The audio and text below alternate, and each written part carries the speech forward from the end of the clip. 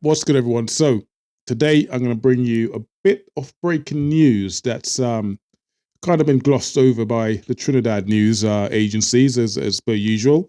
But this is a big deal to Trinidad. It's a big deal for the Caribbean. It's a big deal for Venezuela, and it could be a positive move, or it also can be a negative move.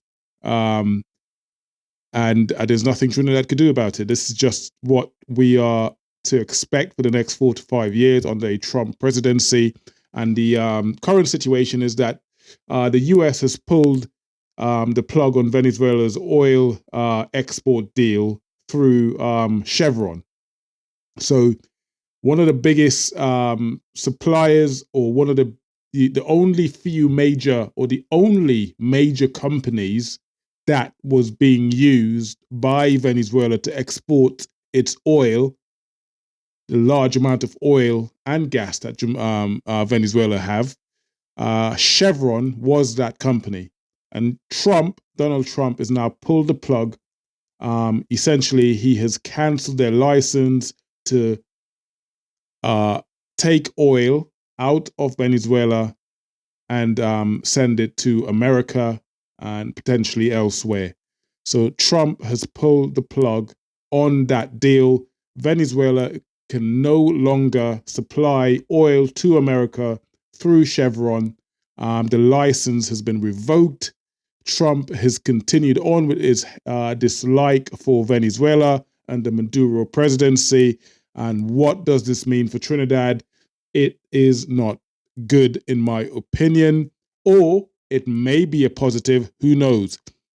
Now that America is no longer being supplied oil from Venezuela via Chevron, does that open up the gate to the likes of Trinidad, Guyana, who has natural oil or crude oil to supply?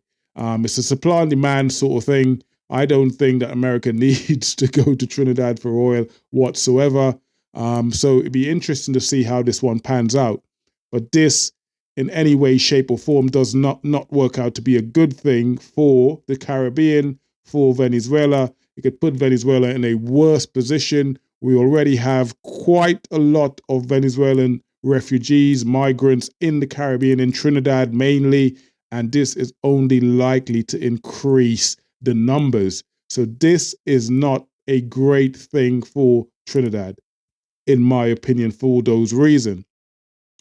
So what does this mean for Venezuela?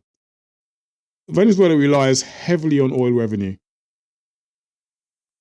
It relies heavily on oil revenue. For Donald Trump to do what he's done, I mean, it's no surprise because he's previously stated his dislike, his disdain for the Maduro presidency. This is likely to create even more protests on the street in Venezuela.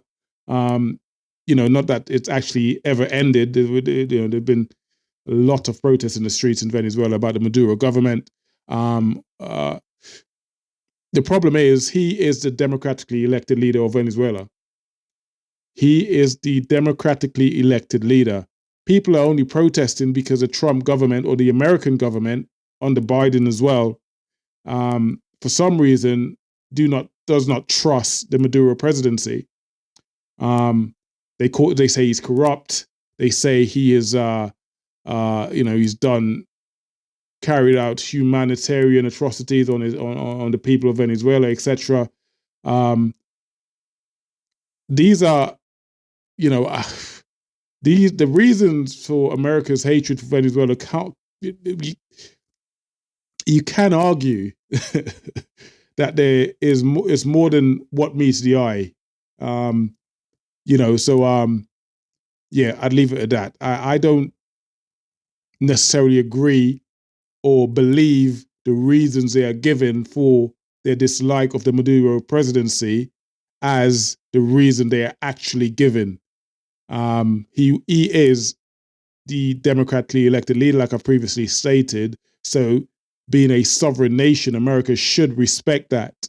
So you do your own research into that and probably drop it in the comments as to why you think America dislike Venezuela as much as they do. Someone who, with the knowledge and the background, and more knowledge than I do have, certainly could probably explain that in the comment field. Now, this potentially opens up the door for China and Russia, who are no friends of America.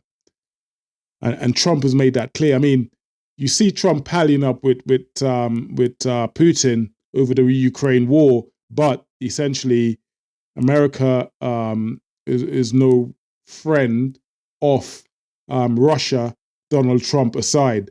It also opens up the gate for China to do oil deals with Venezuela. I'm surprised Venezuela haven't already done that, right? So they've got a huge market in China, a huge market in Russia.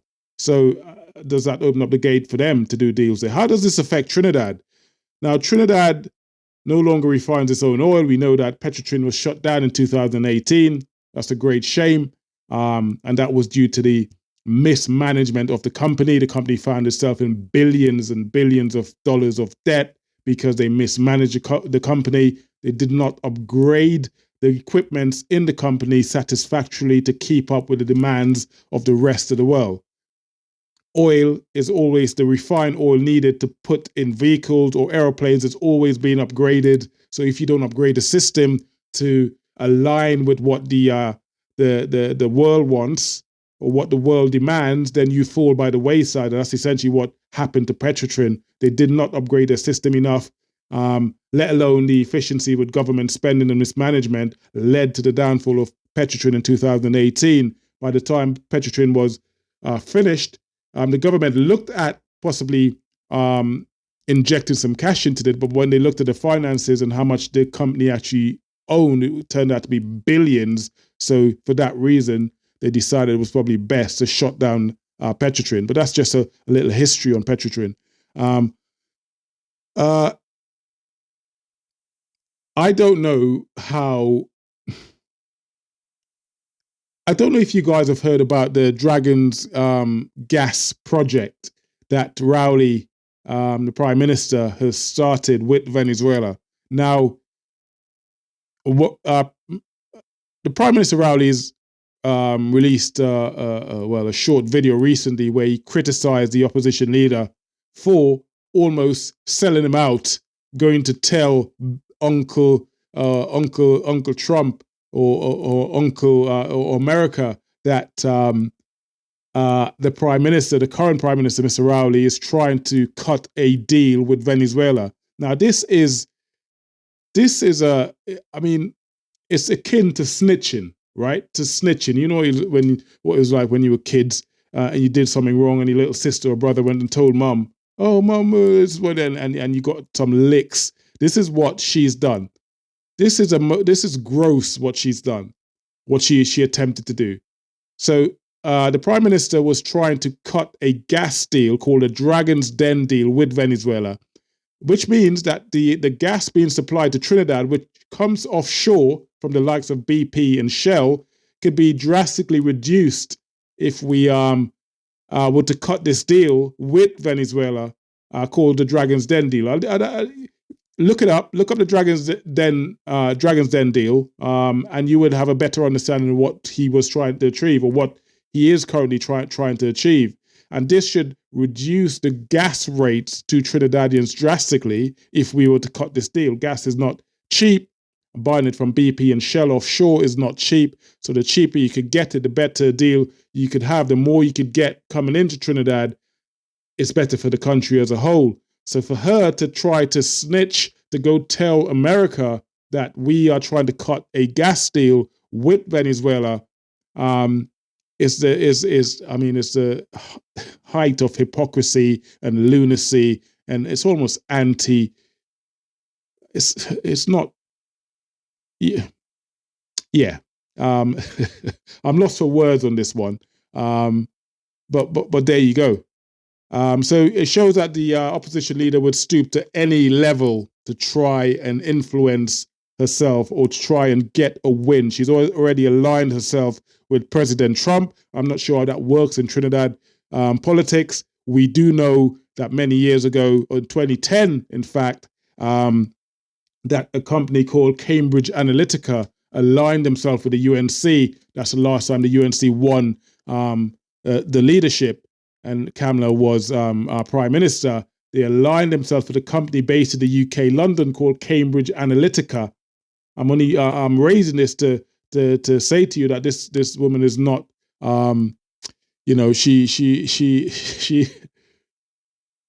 she is likely to use a bit of corruption to get herself in power. If she would do it by any means necessary, it appears to me. And whilst I'm not advocating for any party here, I think Rowley should have done a much better job. The PNM needs to do a much better job for Trinidad.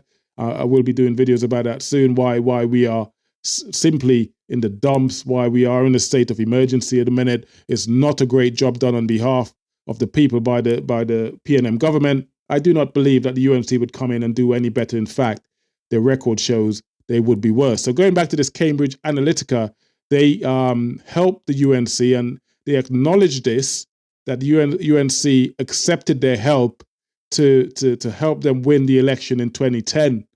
And they infiltrated the system, i.e. the social media, Facebook. They looked at the algorithm. They looked at people who were likely to vote for PNM and UNC. They targeted young black men, created a rebellion that they would, to try and get them away from voting for the PNM and not voting at all. They infiltrated Facebook mainly with voting sites that were fictitious, that were wrong. So when people would turn up to vote, there would not be a voting site there, which made people would turn around and say they'd go home. They literally infiltrated the system. Look up Cambridge Analytica and the Trinidad election 2010 to get your information on what actually happened. It was pretty bad. Listen, she's aligning herself with Donald Trump now to try and win the upcoming election, because she's seen the Trump playbook. And let's hope that anyone who wins the general election, which is coming up in the next few months probably, has done so fair and square. So in conclusion, I would say that if Venezuela is weakened, the US will the US strengthen its influence in Trinidad, in the Caribbean, or will China or Russia step in to fill the gap, that the void that America's left in Venezuela? I believe China or Russia will step in. If Maduro has any sense about him, he'd start looking towards, he has already, because like I said, America hasn't had sanction on Venezuela for a long time, ever since the Maduro presidency. So this has been going on for a while. So there's no surprise Trump has done what he's done. So Venezuela needs to really align itself with the likes of China and Russia if they want to have a future, essentially, because they are down in the dumps. They are in the dumps at the minute, and you are likely, like I said, to see a lot more refugees coming to Trinidad as a result of this move by Trump. So this is not good for the Caribbean. For those reasons, I don't believe this is a good thing. But does that mean that because America are not getting their oil from Venezuela or the gas from Venezuela, they're likely to come to Trinidad or other parts of the Caribbean? Like we say, Guyana is full of oil. Trinidad has oil as well. I don't think it has anywhere near as much as Guyana, but maybe this could potentially be a good thing. Let me know what you think. Let me know your thoughts. Drop a like, drop a comment, subscribe, and let me know what you guys think about this. I'll see you guys in the next video. For now, much love. Take care, my Caribbean people. Peace.